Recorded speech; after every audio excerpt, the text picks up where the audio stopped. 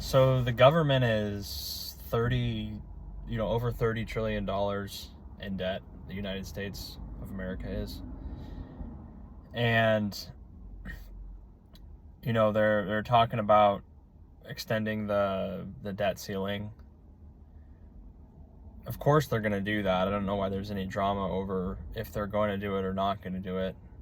If they didn't do it, it'd be like the first time ever, and there'd be chaos, right? People wouldn't be getting all the things that they're used to getting. Social Security, all the government programs, which a lot of people at this point simply just rely on those as normal income. And without them, people won't be able to eat or consume, because there's a lot, like I said, there's a large percentage of people that are, I think, just at this point reliant on that. They don't maybe do anything else for other sources of income. So if they're not getting that, then they're going to be unable to survive, So something's going to happen there, but the long-term implications of being so far in debt, and of course, with the interest rates being higher, it's more expensive for the government to pay that back. So what are they going to do? They're just going to print more money.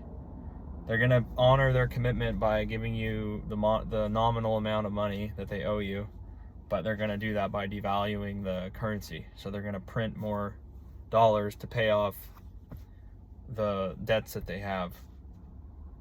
So they'll pay the money, but again, the money's going to be worth less, and it's going to be able to buy less items. That's the only way out of it. They're not going to default on it, because that would make the United States be kind of a joke, and they'd lose their power in the world as kind of the reserve currency and a country, other people invest in and look up to. If they were to default on that, that would be bad. But there's only one way out of it. They can't directly tax people because there's less people. The stock market was doing worse. There's a large percentage of people that don't make a lot of money, so they're actually not really taxpayers. So they're gonna indirectly tax everyone by just making everything more expensive, right? So the dollar is going to be able to buy less goods, and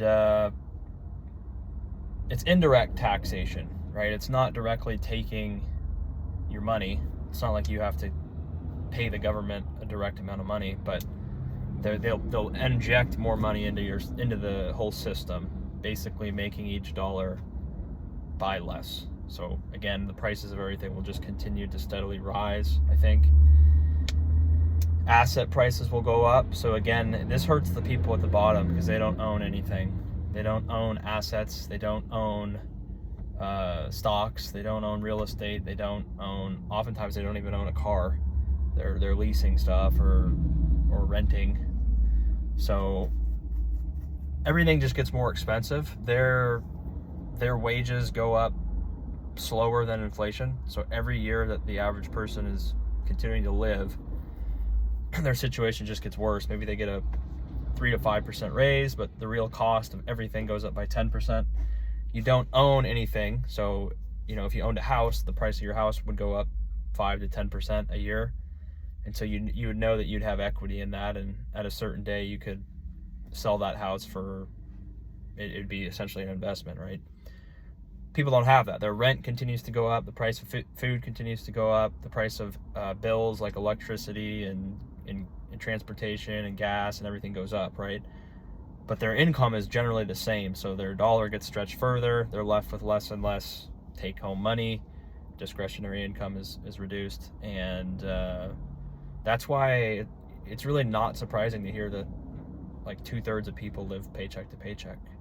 As soon as they get paid, their money goes towards just the expenses to exist, not towards really discretionary spending, but just towards basic things that you need, like transportation, a place to sleep, food, clothing, all the bills associated with just living.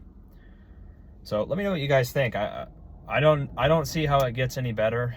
I think if you're just a normal employee, you're going to be at the mercy of other people. They're going to decide to pay you however much they want to pay you, and I think it's, the only way you can really get ahead is by doing something on your own, or having a skill that you can demand, way more money than like an hourly wage, right? You get paid by the job, or you get paid more because you're doing something that's specialized. So unfortunately, I think, just for the average situation, it's going to continue to be difficult, because their wages are always going to trail inflation, and your purchasing power is just going to continue to get eroded away. So kind of bad news, but I don't know. Do you guys see it differently? Because that's the way I see it. Let me know.